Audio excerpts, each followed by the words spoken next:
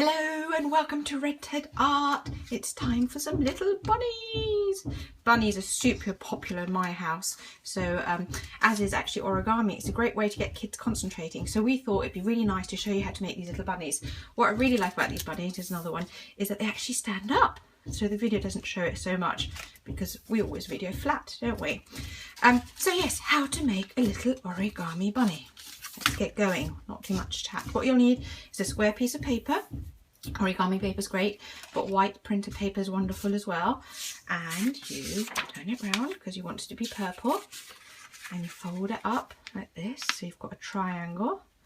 Now, the great thing about origami and kids, it's a really good way to start slowly getting to think about working accurately. Something that I need as well. So you've got your triangle, and then you go across like this.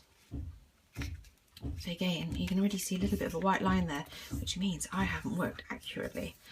But that's exactly what this is about, is practicing. So open it up, and now you need to fold up about an inch or however wide you want your bunny eyes to be, the bottom.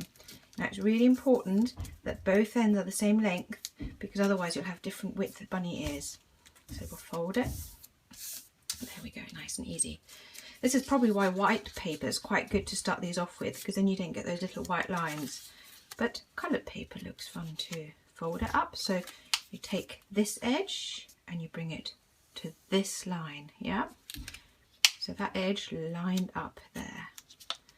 Can you see? That's why we did that line earlier on. And then tighten it nice down. Now you bring this edge and you bring it there. Here we go,